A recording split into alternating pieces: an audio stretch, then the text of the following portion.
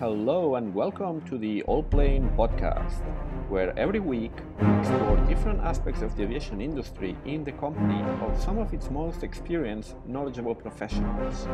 In order to record this episode, I had to wake up way earlier than usual, since there is a 12-hour time difference with the time zone where today's guest is based.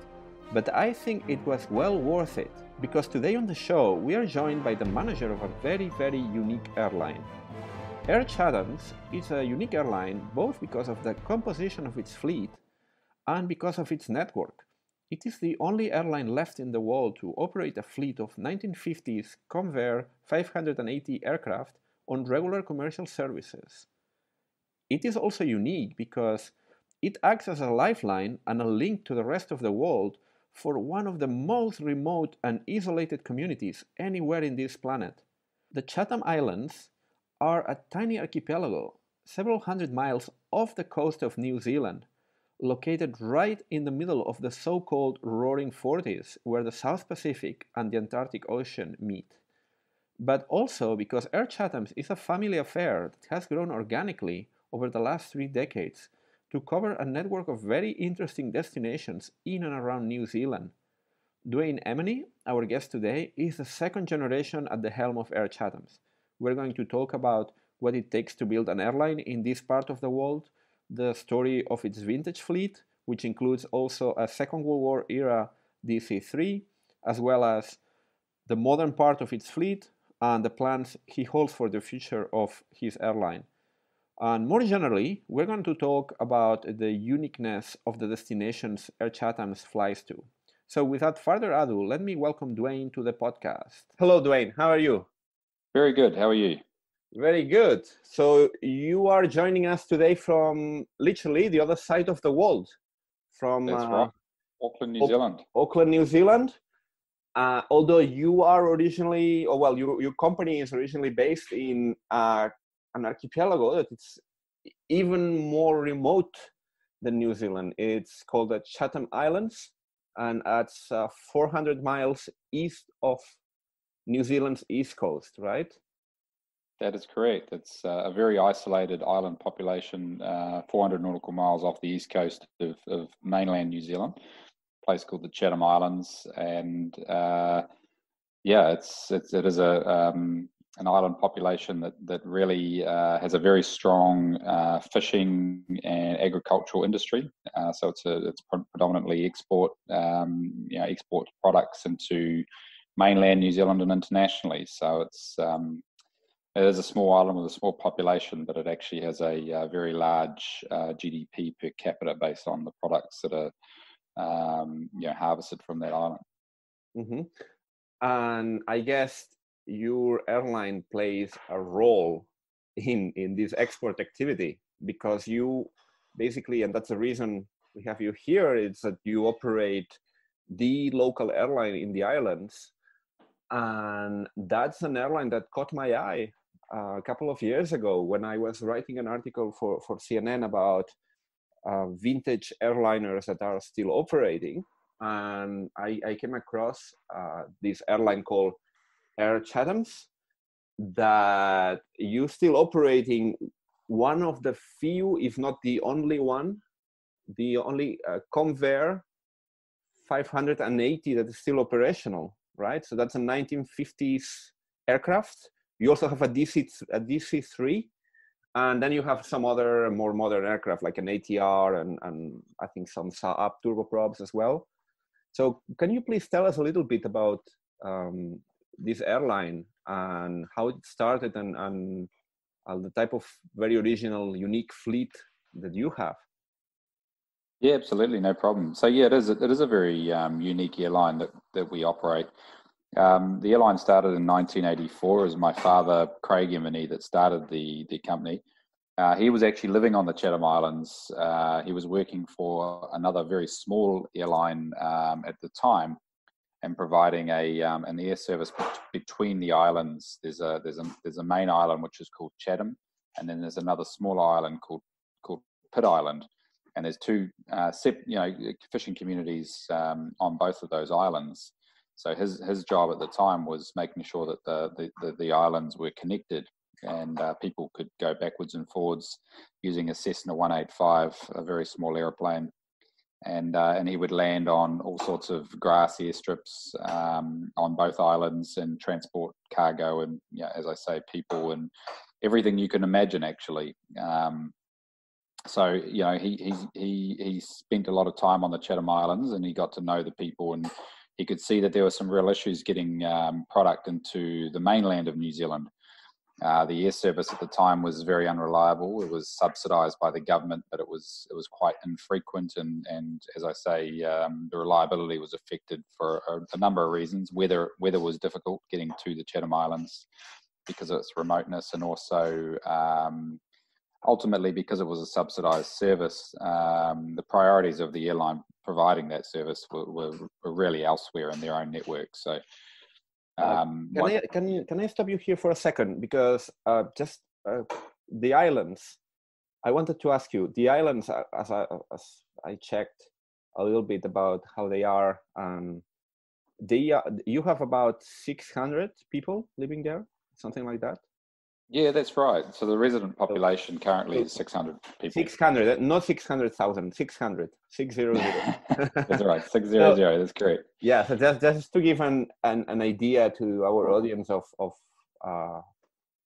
how this is such a, it's not just remote, but it's also kind of a small place.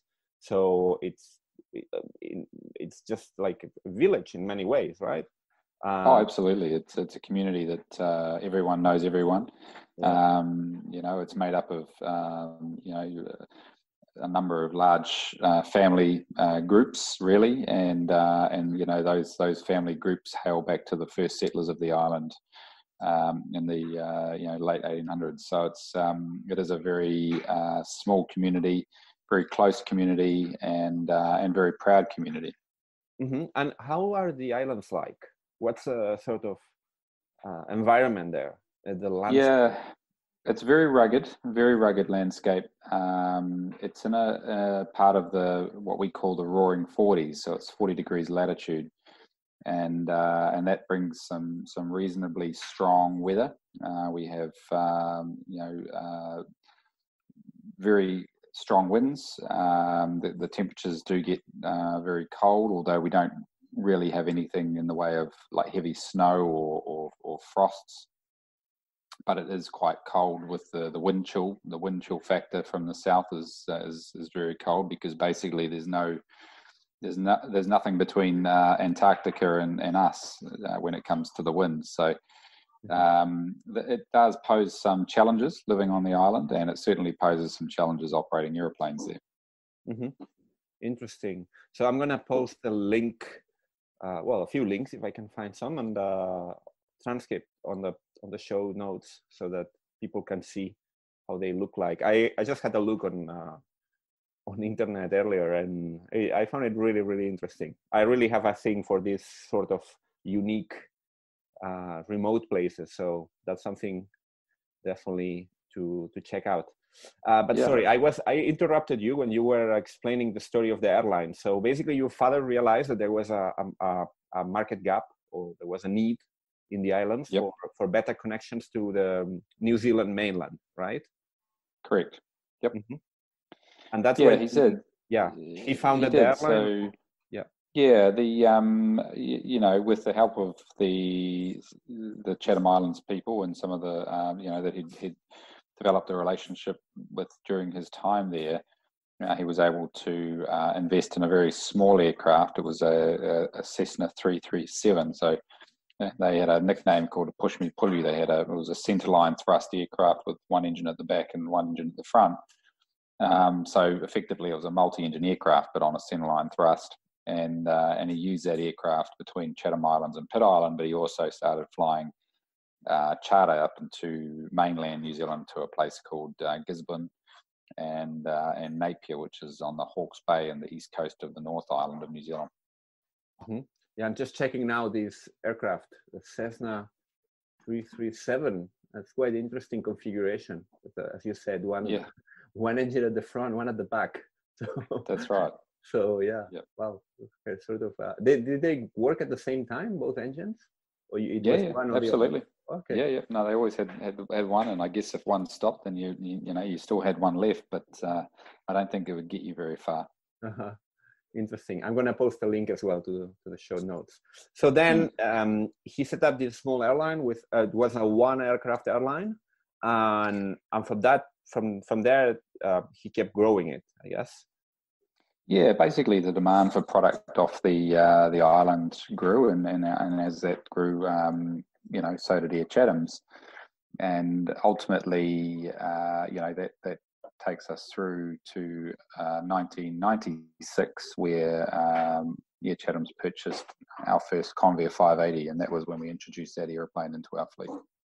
And where did you get this Convair aircraft? Because that was already by the late 90s. That was already kind of vintage. I mean, that aircraft was flying. It's flying since the early 50s, and Correct. we could say it's one of the last large. Is it piston? It's piston engine, right? So it's Well, I mean, they all came out originally as piston, piston radial aircraft. The one that we purchased in 1996 for the Chatham Islands was actually a Convair 340 variant with the piston radial engines, and then in the I think it was throughout the mid 60s, that's when Convair started to retrofit the aircraft with the Ellison prop jet engines, and that's really what ultimately was the making of those aircraft, and what made them so popular with a lot of regional airlines throughout the United States and actually through Europe as well. So I mean, you're quite right. I mean, to be introducing an aircraft like that in 1996, it had certainly already had quite a life. I'm not entirely up to date with the full history of the aircraft we now call ZKCIB, which is New Zealand registration. But it certainly did have an exciting life. It had one little mishap, I believe it was on takeoff, where the aircraft was departing on quite an icy runway, and it actually came off the runway, and the propeller went through the side fuselage. I think it was a left-hand prop detached and went through the side fuselage and almost wrote the aircraft off. So it was salvaged from there and carried on flying, and eventually ended up on one of the remotest islands in the world. Mm-hmm. And how did you procure this aircraft? Where did you find it? Yeah, well, it was a little bit before me, but I was around, but I was quite a bit younger. But my father went over to Canada. There's a place called Kelowna, and they were actually retrofitting these aircraft. So they were buying existing hulls, and they were converting them into these combi aircraft, so effectively combination passenger and freight. And also installing a large hydraulic cargo door on the rear left side of the fuselage, so it could actually take a palletized loading system using cargons and flat pallets with straps and nets. So that's really the key to it, was that it allowed for the Chatham Islands service, you could run as it could be a full passenger aircraft carrying 39 people, or it could be converted within 1 hour to a full freight aircraft and carry, just under 7 ton. Or you could decide to have it in multiple configurations of, 21 passengers with 4.5 ton of freight, or a 31 passenger combination with around about 2.5 ton of freight. So it was very versatile aircraft, and that's why it was so effective on the Chatham Islands. Mm-hmm. And right now you operate it in which configuration? You are also changing it all the time, or? Yeah, all the time we're changing it. Yeah, so depending on what the demand is, if it's a charter group that want to come out to visit the island, and we get that quite a bit during the summer, then we'll run it as a full freight aircraft. Or if it's if the fish factories on the Chatham Islands have got a lot of product that they need to export quickly, they'll contact us and we'll fly it out as a full freighter. So it's constantly being moved between configurations. Mm-hmm. So it's still, you're flying it regularly, and you could actually book it as a you would book with any other Absolutely, flight. it's all the flights to and from the Chatham Islands are still served 100% by Convair aircraft, and they run on a schedule. We operate currently. It's in a very reduced period post COVID-19, but we're still operating 3 return flights from the Chatham Islands to the 3 main ports in New Zealand, which is Christchurch, Wellington, and Auckland. As we get closer to our summer, your winter, we will start to increase the schedule, so to cater for the increase in passenger traffic demand, and also a lot more fishing goes on because the weather starts to improve, so the fishing boats can get out on the water and catch rock lobster and other wet fish species which they export. Wow, it must be quite an experience to fly such an aircraft. Definitely. Yeah, we've had people from all over the world come and book on our airline because they just love these airplanes, and all they want to do is travel to the Chathams on a Convair and then fly home again. So it is quite unique. And that's not the only vintage aircraft that you have in your fleet, because you used to have a Douglas DC-3, right? Yeah, we still have our Douglas DC-3. It's a beautiful aeroplane. And it's got like all Douglas DC-3s that are still flying, it's got an amazing history. It was actually came off the production line the day the Russians invaded Berlin in the World War II. So obviously, at that stage, the demand for aircraft going into Europe was less. So that particular airplane was actually part of a number that were donated or gifted to the New Zealand Air Force, and then they were used as trainers, and they also saw some active duty. This particular one saw some active duty in the Malayan crisis. When it came back to New Zealand, it was sold to what ultimately became Air New Zealand, but at the time it was called National Airways Corporation, and they were flown all around New Zealand. So initially, there was actually 2 airlines in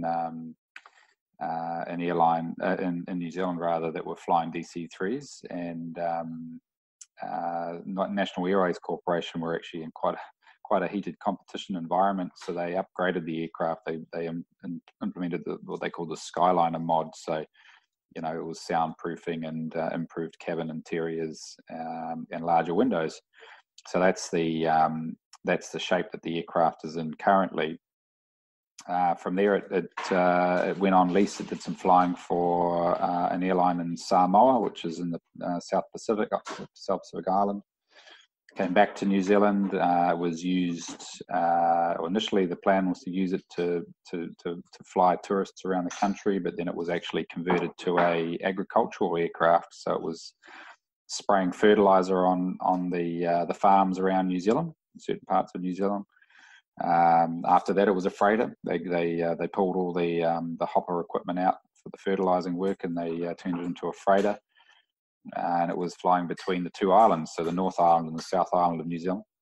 Then it was reconverted back into a passenger aircraft. The intention was to use it on tours around the country again, but that never happened, and it found its way to the Kingdom of Tonga, where it was actually purchased by the Crown Prince. They have a monarchy in Tonga, and he actually had an airline up there and started operating 2 DC-3s all through the Kingdom of Tonga. So they did that for quite some time.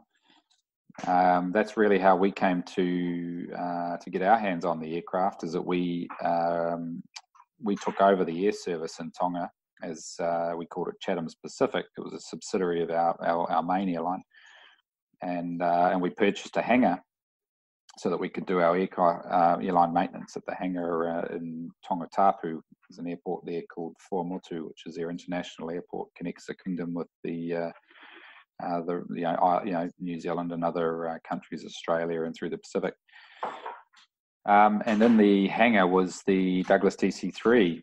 My father's quite a passionate aviator, so he didn't want to see that aircraft, turned into scrap. So we started a project. We got some help in from New Zealand and some very experienced aircraft engineers that had worked on and flown Douglas DC-3s in the past. And we slowly but surely brought it back to life. Once we had it serviceable and certified, we actually decided to operate it ourselves. So we started flying passengers with that aircraft between Tongatapu and the Ha'apai Island group, and also up into the Vava'u Island group, which is in the Kingdom of Tonga. And it was actually very successful. It was, hands down one of the more reliable airplanes that we had, because they were just so simple. They were built that way. So if you needed to change a cylinder, you could do that within a matter of hours. So yeah, very, very effective airplane. The airline we had in Tonga, we made the decision to exit that market because there was at the time quite a large influence through government to accept an offer from the Chinese government for some MA-60 aircraft and a whole aviation package around that. So we just felt that it probably wasn't going to be a very fair environment to operate in, and we decided that we would move our that part of our operation back to New Zealand. We took the DC-3 with us, and since it got back into New Zealand, we've been using it for predominantly scenic flying and air shows. So we take it to all the main air shows around New Zealand, and also it's based 24/7 these days in a port city called Tauranga. And that's on the Western Bay of Plenty in the North Island, New Zealand. And we've paired up with a company down there called Classic Flyers. So on the weekends in summer, we take our DC-3 out, and for I think it's only 99 New Zealand dollars. I'm not sure what that is in euro. It's probably about 30 euro. We fly that aircraft for 30 minutes around the city as a sightseeing tour. It's very popular. Wow, that's quite a story. I'm trying to picture now this DC-3 flying in the South Pacific, and then in the beautiful landscape of New Zealand. That must be really, really an amazing experience. So that's only for on-demand panoramic flights. It's not on let's say on regular airline service. This DC-3. Yeah, that's right. It's airline scheduled days are well and truly over, but we do still use it on the sightseeing tours, and we do go to the air shows and things like that as well. So it's a beautiful airplane. Everywhere it goes, it draws attention, and what our goal now is, because we are a family airline, and we are very passionate about aviation, is that we want to make sure that people get to experience that aircraft. And you have it painted in. I see some pictures online. You have it painted in a sort of retro livery. So we've actually taken it back. We've taken it back to its original paint scheme when it first started with the National Airways Corporation, and it was named Powaitiri, which is a Maori word for yellow-crested parakeet, and so that's the paint scheme that we've taken it back to. Mm-hmm.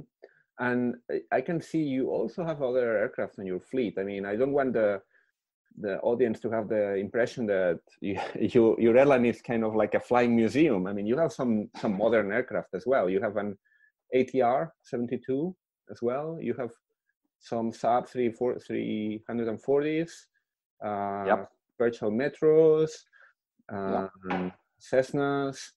Can you tell us a bit more about the rest of the fleet, the modern part of the fleet? Yeah, no problem. So I guess it's like anything, as an airline grows, you've got to move with the times, and because we are family owned, we are limited by basically what we can afford as a family to operate. But as the airline has grown larger, we've been in a position to take advantage of some opportunities that have come our way. So we've expanded our domestic network within the North Island of New Zealand. We took over some flight routes that were previously operated by Air New Zealand, our national carrier, and we implemented aircraft like the Metroliners.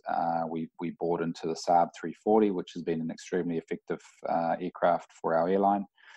And in more recent times, we have a contract with a company based in the United States to provide an aircraft for the Talc tours, and Talc is an international travel company that has guided itineraries throughout the world, including Australia and New Zealand. So we operate the New Zealand component of that with our ATR 72. So we're in a very much a transitional state at the moment. We think we'll be retiring the Convaires in the next 12 months. Mm-hmm. Sorry, one question. I didn't fully understand what last thing you said about the ATR 72. So that's for, it's flying itineraries for groups, or how does it work? Yes. So there's if you Google search it, it's a company called Talc, TAUCK. And they're an international travel company that do very high-end, fully guided tours all around the world. Okay. And they have an Australia and New Zealand component. So we operate the itineraries for New Zealand, and so that aircraft, that ATR aircraft, we purchased from Air New Zealand, and we use that specifically on that charter series. Mm-hmm. Okay, interesting. And from what you said, you also operate in the New Zealand mainland. So your route network is not only flying between the Chatham Islands and New Zealand, but also inside New Zealand. And I think you also have a flight to the Norfolk Island. Is this right? Yeah, that's correct. Yeah, so we love flying to remote islands. Yeah, it's an island, just for the audience. It's an island, a small island that is literally between Australia and New Zealand, and it's got a very, from what I heard, it's got a very unique environment and landscape, right? Yeah, very similar to the Chathams, except the temperature is significantly better. It's a much warmer place. It's subtropical, so you get a lot of. They don't have any industry there. Their only industry is tourism. So. Visitors from Australia and New Zealand predominantly, but in recent years mainly from Australia.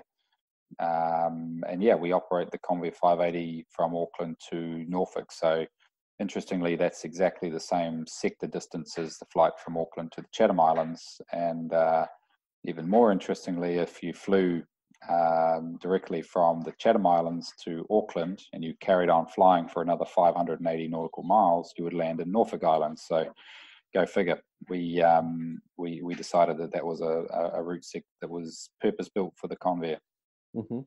So your airline should be on the agenda of pretty much everyone that is interested in these remote outspots in the south.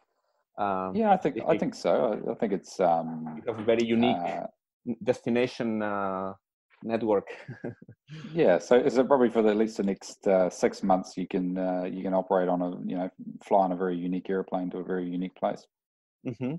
And how is it like to operate such a diverse and unique fleet? I guess when you're flying a Convair, 1950s Convair, a DC-3 built in the 1940s, then you have some modern aircraft, all the maintenance and all the other MRO stuff that goes around those airplanes, it must be quite complex to run an airline like that. Specifically about the Convair and the DC-3, it might require some specialized maintenance work. And I don't know how easy it is to source spares and components that you might need eventually. Yeah, no, you're right. It is challenging, and I think in the early days, the mid '90s, when my father first bought into the Convairs, they had a lot of issues with just getting to grips with the aircraft, actually, because it is very complex. I mean, it's a beautifully designed airplane, just like the DC-3. Actually, it was so far ahead of its time, but it is very complex, and there are a lot of systems, and there are a lot of moving parts, and so they had some interesting times, but I think having operated the aircraft for as long as we have, 24 years really, then you see a lot of things, and also in that time we were able to build up a very good stock of spares. So we have the operating knowledge now. We have in the last decade the spares to back that up. So they've actually become an extremely reliable airplane for us, and they continue to be very reliable. The DC-3, it's similar. I mean, there are actually still a number of Douglas DC-3s around the world, and there are a number of manufacturers that will, provide overhaul and parts. The aircraft is obviously supported by Boeing. So, all in all, it is a challenge, and like everything in aviation, it's very expensive, but yeah, it's still possible. What about the pilots? Do you need pilots to follow some specific training to fly the Convair and the DC-3s?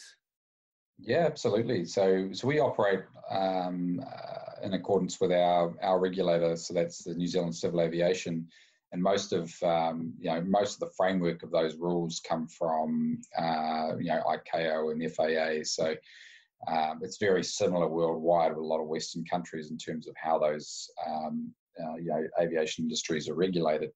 So we operate under, they call it Part 125 for the Douglas DC-3, because that's the category that aircraft fits into with less than 30 seats.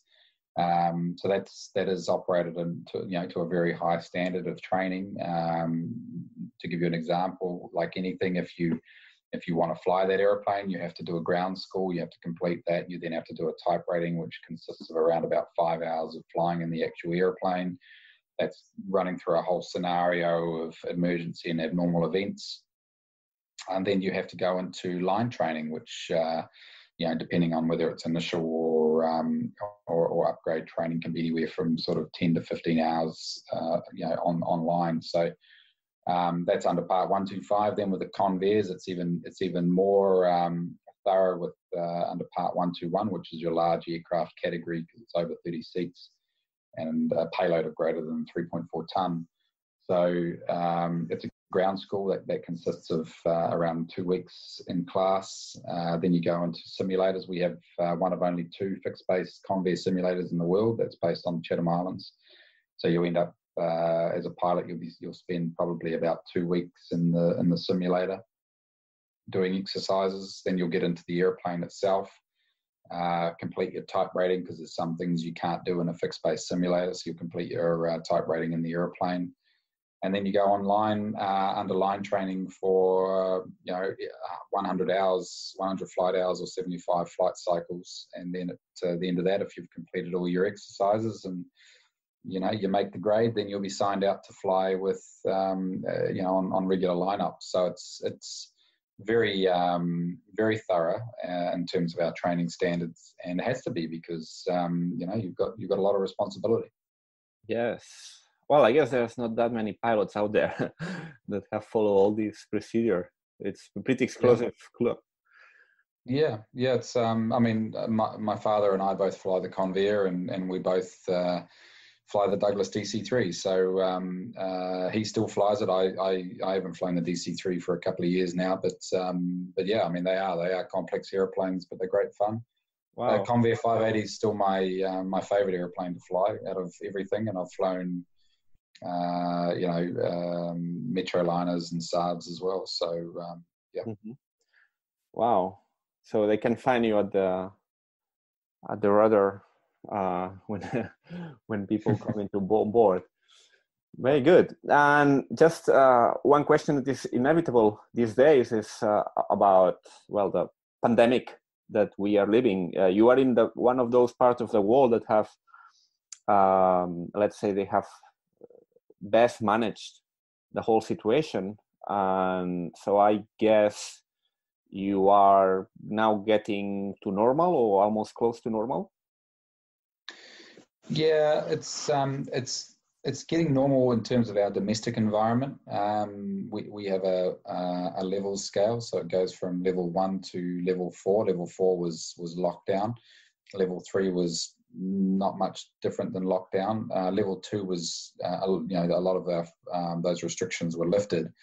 We were in that environment for a number of weeks, and then we've just in the last 2 weeks transitioned back to level 1, which is basically life as normal in New Zealand, but we still have very heavy restrictions on international travel into our country. So from a domestic point of view, it just feels like everything's normal again, we can go to sporting matches with stadiums full of people.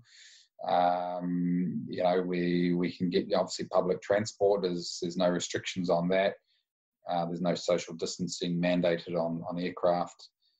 So from a business point of view, it makes it a little bit easier to get things back on track. But I think it's going to take a very, very long time. And I think that the economic impact of COVID on our domestic market and also the global markets will be huge, and is going to be realized over the next 6 to 12 months. Mm-hmm. Did the virus reach the Chatham Islands? No, it didn't reach Chathams, and it didn't reach COVID. Didn't reach Norfolk Island. So there you go. That's another reason to travel there. Yeah, yeah, definitely. Those are two safe territories. Very good. So just for the people that might be interested in flying in your airline, they should go and book on the website, right? airchathams.co.nz. And what other way? I mean, you also offer some tours, panoramic flights, etc. So everything is bookable there? Yeah, I mean, if you want to have a look at our website, just to get a bit of an understanding of what we do and what aircraft we fly and where, just go to airchathams.co.nz, have a look, and if you want to book a flight, you can do that from the website. We also a lot of fare aggregators throughout the world actually sell our products, so you can look on Skyscanner and things like that and see Air Chatham's flights. So you can, believe it or not, you can book a flight on a 1960s Convair via a modern platform. So it's quite unique, really. Yes, indeed.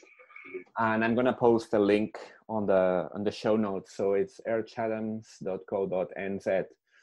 Great. So it's been so interesting to have this conversation. It's definitely a very unique airline, very unique fleet, and very unique network that you are operating. So I guess that's going to be quite interesting to many of our listeners that are aviation enthusiasts. And who knows, you might get some of them soon on board your Convair or your DC-3 or your other aircraft. Yeah, it's a you're right. It is a very unique family-owned business, and we're very proud of what we've managed to achieve over the years since 1984, and of course, the future is going to be interesting as well, as we unfortunately have to transition away from Convairs. It'll be a very sad day for us when we have to do that, but we're going to move into operating more Saabs and potentially more ATRs and just see where that takes us. Do you have already a calendar for the retirement of the Convair? Yeah, it's slowly been worked out. I think we're currently operating 3 Convairs. One's a freight aircraft, so that does freight predominantly between Auckland and Christchurch, which are 2 major cities in New Zealand.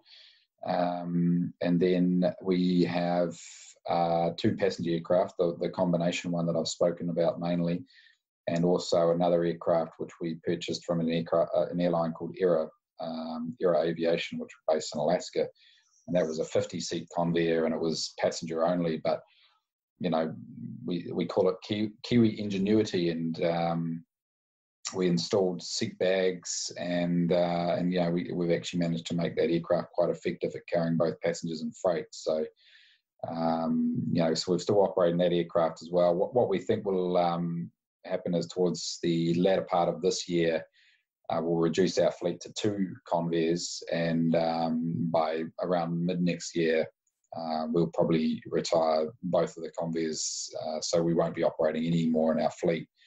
That things can change. We'll just see what the landscape looks like, but we're currently looking at programs to have our Saab and ATR aircraft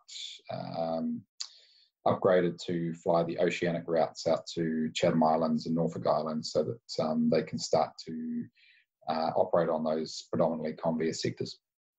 Okay, so aviation enthusiasts that want to fly the Convair have a sort of narrow window of opportunity to do so. provided that the travel restrictions are lifted, they would need to hurry up and experience these aircraft before they are gone. Very good. So thank you very much, Dwayne. It's been a pleasure speaking with you and learning more about your very unique airline. No problem. It's been nice talking to you. And I'll post all the links and information on the show notes so that people can have a look at the Chatham Islands, your aircraft, and all these very interesting places and things we have been talking about. So thank you very much, and have a great week ahead.